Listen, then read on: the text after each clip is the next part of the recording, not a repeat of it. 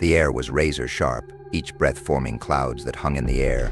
Sam and Ethan crunched through the fresh snow, their boots leaving clean imprints in the otherwise untouched blanket of white.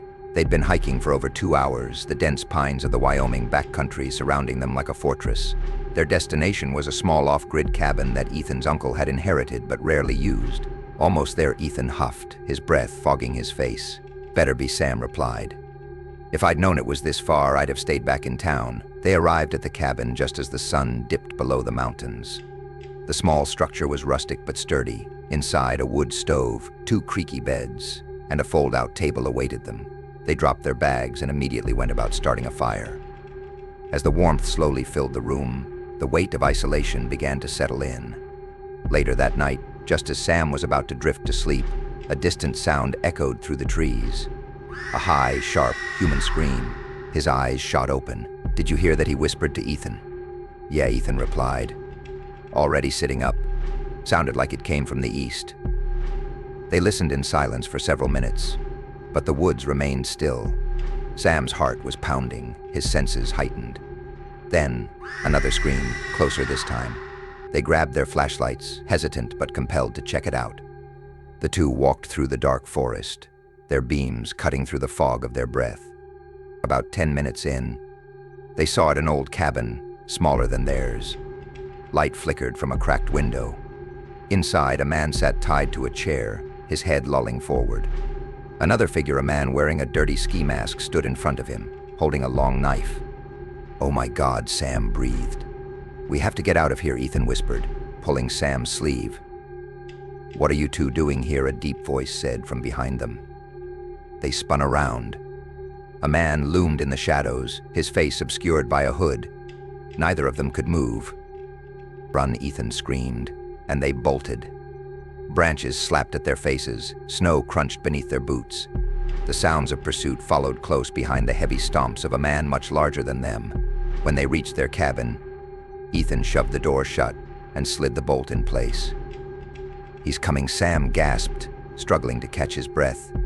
They heard the crunch of footsteps outside, circling the cabin. It wasn't until the sirens echoed through the night that the footsteps finally stopped. The police found them hours later, shaken but alive. But when the officers returned to the small cabin in the woods, it was empty. No man tied to a chair, no ski masked man, just a broken chair tipped on its side. A year later, Sam's family moved to a quiet neighborhood in Oregon. Snow piled up every December, and on one such night he was home alone while his parents attended a dinner party. It was late, and the TV flickered in the dark living room. Feeling thirsty, Sam went to the kitchen for a glass of water. As he poured it, a faint click echoed from the front door. His eyes darted toward it, but nothing looked out of place. When he glanced out the window, his heart stopped. Footprints. Fresh footprints in the snow, leading from the street to the front porch, but none leading away. "Maybe it's just the mailman," he muttered to himself, gripping the kitchen counter to steady his nerves. He returned to the living room, checking his phone. No new messages from his parents. The snow continued to fall. Hours later, his parents returned. The next morning, his mother's jewelry box was open on her dresser. Rings, bracelets, and a gold necklace all gone. "Did you leave this open?" his mother asked him. "No," Sam said, his voice cracking. They checked the security cameras. The footage showed something that still haunts him to this day. The screen displayed Sam in the kitchen, drinking water. Behind him, partially hidden in the shadows of the hallway, was a man.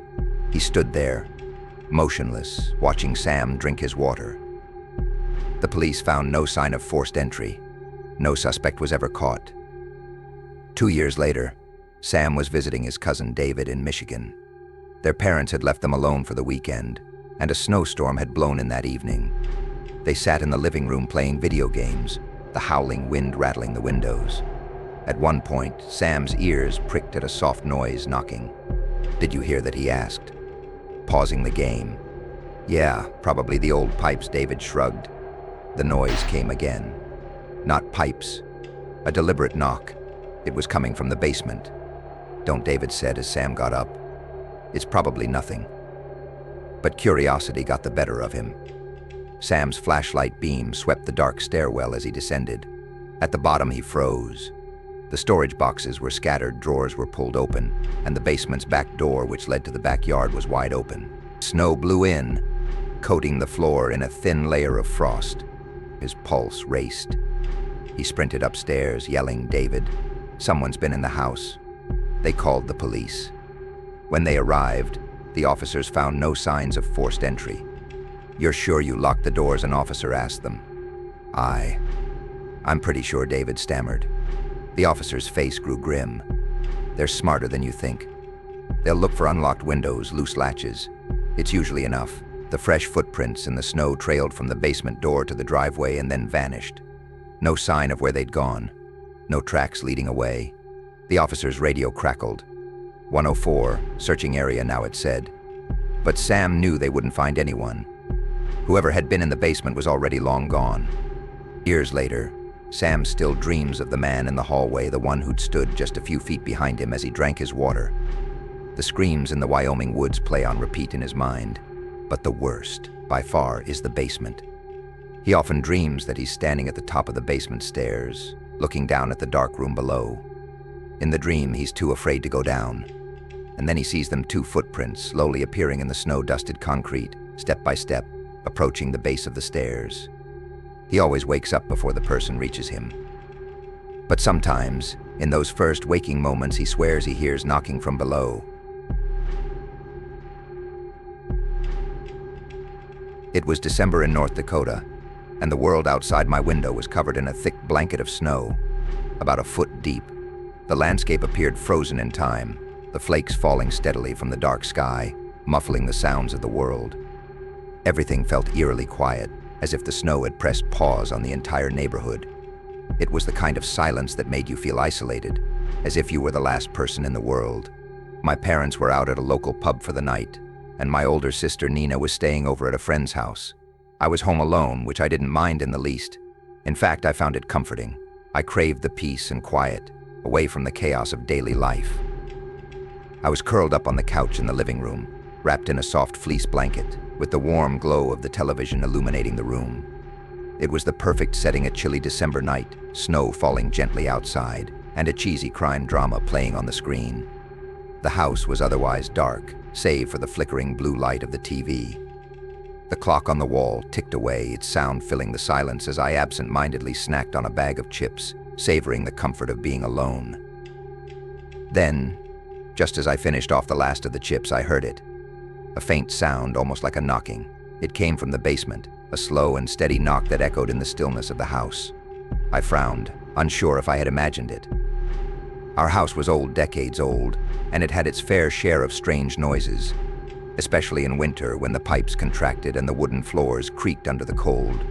But this wasn't like the usual groans of the house. This was deliberate, rhythmic, a soft knocking that didn't feel like it belonged. I sat up on the couch, my curiosity piqued. It could have been anything, I thought. Maybe a loose pipe or the wind rattling something in the basement. But something about the sound bothered me. I wrapped the blanket tighter around my shoulders like a cloak and made my way toward the basement door, the cold wooden floor sending a shiver through my feet. As I walked, the air seemed to grow heavier, almost thick with tension. It was a strange sensation, and I couldn't explain why, but it made me pause for a moment before I reached for the door handle. I hesitated, my hand hovering over the brass knob. With a quiet sigh, I twisted it and pulled the door open. The stairs leading to the basement were bathed in the dim glow of the overhead light, which flickered for a moment before settling into a steady hum. The shadows stretched long across the walls, casting an eerie aura over the otherwise mundane basement. I took a deep breath and began to descend the stairs slowly, each step creaking beneath my weight, the noise sharp in the quiet of the house. The basement smelled faintly of dust, old books, and cardboard. Everything looked normal, boxes stacked neatly in the corners, a desk cluttered with papers, and a few plastic bins lined up near the far wall. There was nothing that seemed out of place, nothing that could explain the sound I'd heard just moments before. I checked the windows, peering out to see if the snow or a gust of wind had caused a draft, but the view was still. There was no movement, no sign of anything unusual. I shook my head, chiding myself for getting worked up over nothing. It was probably just the house settling, or maybe the snow had shifted and rattled the old windows. With a resigned shrug, I turned and began to head back upstairs, the sensation of unease lingering in the air, but I brushed it off. I was being paranoid. I closed the basement door behind me and returned to the living room, settling back into the couch with a sigh. Just as I was starting to relax, I heard it again. This time it was louder, sharper, an unmistakable crash followed by the sound of a door slamming open. My heart skipped a beat, and I sat up straight, my mind racing. It had come from the basement. I stared at the door, frozen in place. The noise was so distinct, so violent, it was impossible to ignore. I could feel the hairs on the back of my neck stand up, a cold shiver running down my spine. I stood slowly, my legs feeling like lead. The house felt suddenly too quiet, too empty. My breath came out in shallow gasps as I approached the basement door once more. The shadows seemed to be moving, or maybe it was just my mind playing tricks on me. My hands were clammy, my pulse pounding in my ears as I reached for the door handle. I couldn't bring myself to call out. I didn't know if I wanted to hear a response. Maybe Nina had come home early, I thought, trying to reassure myself. Maybe she was playing some kind of joke on me. I called her name quietly, my voice shaky. Nina. No answer. I called again, louder this time. Nina. Is that you? But the only response was the low hum of the basement light, flickering nervously in the darkness below. A sense of dread settled over me, but I swallowed my fear and began to descend the stairs. The air was colder now, and the basement light flickered again, casting unsettling shadows across the floor. When I reached the bottom of the stairs, I froze. The room looked different. The desk drawers were open and papers were scattered across the floor, a mess of disarray that didn't belong. Boxes that had once been neatly stacked in the corners were now tipped over, their contents spilling out across the floor like someone had been rifling through them in a hurry. The plastic bins, too, had been knocked over, their lids lying several feet away. It was as if someone had been looking for something, searching through the basement with methodical precision. But what made my stomach turn was the back door. It stood wide open, the glass fogged up with condensation from the cold air pouring in. Snow had blown inside, dusting the floor near the frame in a fine layer. And there, leading out into the backyard, were footprints. Clear, deep, and fresh. The tracks led away from the door, disappearing into the snowy darkness. I stood frozen, my mind racing. Someone had been in my house. Someone had been in the basement while I was just upstairs. Unaware, the thought made my skin crawl. The hairs on the back of my neck stood on end as I quickly crossed the room and slammed the door shut, locking it as fast as I could. My fingers trembled as I grabbed my phone and dialed my parents. My voice was shaky when my mom picked up, but I managed to explain what had happened. She told me to stay put and that they were on their way home. When they arrived, my dad grabbed a flashlight and headed outside to follow the footprints. My mom stayed with me, her hand resting gently on my shoulder, trying to keep me calm. My dad's boots crunched through the snow as he traced the tracks across the yard, over the fence, and down the road behind the house. He returned a few minutes later, his face grim. The footprints had stopped at the road. Whoever it was had likely gotten into a car and driven off. The police arrived shortly afterward. They took down notes and carefully examined the basement, looking for any signs of forced entry, but there were none. The back door hadn't been broken, it had simply been left unlocked. My dad swore he had locked it earlier, but maybe it hadn't latched properly. The officers speculated it was probably a random burglary, someone who had targeted our house because it looked empty. But something about the way everything had been searched so carefully, so methodically felt wrong. It didn't feel like a random act. It felt personal, like the intruder had been looking for something specific. As the night stretched on, I couldn't shake the feeling that whoever had been in our house had known exactly what they were doing. The unease settled into the pit of my stomach, and I couldn't stop wondering, what had they been looking for? It was December 2022, and I lived in a quiet suburban neighborhood in Oregon. The winter had arrived with an unexpected chill, and the news had been warning us about a rare heavy snowstorm heading our way. It felt surreal, considering how I always associated Oregon with mild weather, but that night everything changed. When I pulled back the curtains of my bedroom window at around 3 a.m., I was stunned. The world outside was covered in a thick layer of snow, the likes of which I had never seen. The snow piled up high, surpassing the curb, and blanketing the streets in a pristine white silence. The streetlights reflected off the snow, casting a soft, ethereal glow that made everything look almost magical. There were no cars, no people, just pure white stillness. I had always imagined snow in Oregon to be a rare, fleeting phenomenon, but here it was something out of a movie. I wasn't sure how much had fallen, but it was more than I had expected. I felt a strange sense of excitement, marveling at the beauty of it all. But something about the silence seemed odd, deeper than usual, as if the snow itself was muffling the entire world. I swung my legs off the bed, groggy, with the need to use the bathroom nagging at me. The house was utterly quiet, and the silence felt heavy, like the snow outside was pressing in on everything. The cold tiles of the bathroom floor sent a shiver up my spine, but it didn't seem unusual, just part of the season's chill. After finishing in the bathroom, I wandered downstairs to get a glass of water. The house felt strangely empty. I couldn't put my finger on it, but the quiet felt thick and unsettling, as if something was out of place, though I had no reason to feel that way.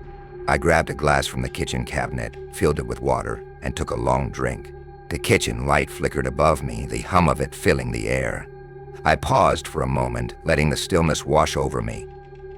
Then I heard it. A soft click. It came from the direction of the front door, barely audible, but distinct enough to make me freeze. My first thought was that it was just a branch knocked against the door by the fierce wind outside. The storm had picked up, and anything could have been blown against the house. Trying to dismiss it, I turned off the kitchen light and started heading back upstairs. The stairs creaked slightly beneath my feet, the old wood making the usual noises as I climbed. But when I reached the top and glanced out the window again, I froze. The snow had deepened and I could see footprints. Fresh ones. They started right at the edge of my driveway near the house and walked toward the neighbor's backyard. But my heart started racing as I stared at them, trying to make sense of what I was seeing. It had only been about 4 minutes since I'd last checked the snow outside. How could someone have made these tracks so quickly without me hearing a single thing? There was no sound of footsteps, no movement that had alerted me. My breath caught in my throat as I squinted at the footprints, looking for any sign that they might loop back or lead somewhere else. But they didn't. They just stopped at the edge of the neighbor's property, as if the person had walked into thin air, vanishing behind the house. A strange unease settled over me, and I tried to brush it off. Maybe it was just a teenager messing around in the snow and the snowpad. Someone taking a shortcut to the backyard. It wasn't a big deal, or at least that's what I kept telling myself. Still, the image of the footprints lingered in my mind, gnawing at me. I couldn't shake the feeling that something was wrong. I didn't sleep much that night. Every time I closed my eyes, I found myself looking out the window again, waiting to see if the person would come back. But the night passed in eerie stillness, and by morning I was exhausted. When I went downstairs the next day, I found my mom and dad sitting in the living room. My mom was clutching her hands together nervously, while my dad paced back and forth, a worried expression on his face. The sight of them immediately made my heart race. "What's wrong?" I asked, rubbing the sleep out of my eyes. My dad stopped and turned to me. "Your mom's gold jewelry set is missing," he said, his voice tight with concern. I froze. That jewelry set had been a gift from my dad to my mom on their wedding anniversary. It wasn't just expensive, it was sentimental. My mom rarely wore it, but she kept it locked in a small wooden box in their bedroom. I didn't understand how it could be gone. "How?" I asked, my voice shaking. "We don't know," my dad said, shaking his head. "We didn't hear anything, but it's gone." "Completely gone?"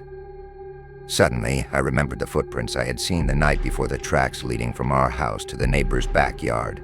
My heart skipped a beat. I quickly told my parents about what I had seen. The fresh footprints in the snow, the strange way they just disappeared behind the neighbor's house. My dad's frown deepened as I spoke. "We need to check the keg footage," he said. We rushed to the small monitor hooked up to the cameras we had installed around the house for security. My dad rewound the footage to the time I had gone downstairs to get a glass of water. At first, everything seemed normal.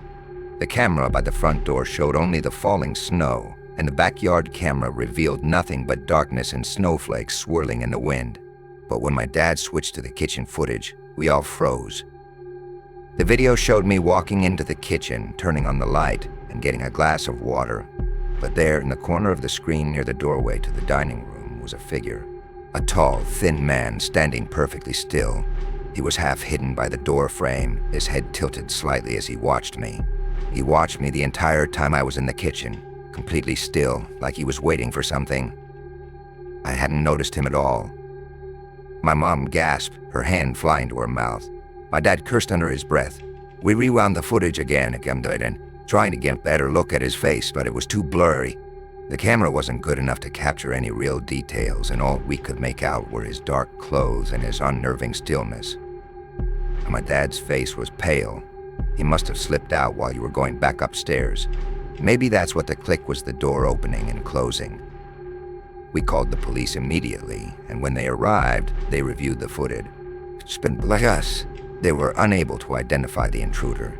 They followed the footprints outside, but the storm had worsened, and the fresh tracks were already covered by the new snowfall. The police told us to be more careful about locking all the doors and windows, and suggested we improve our security, but beyond that, there were no leads. No answers.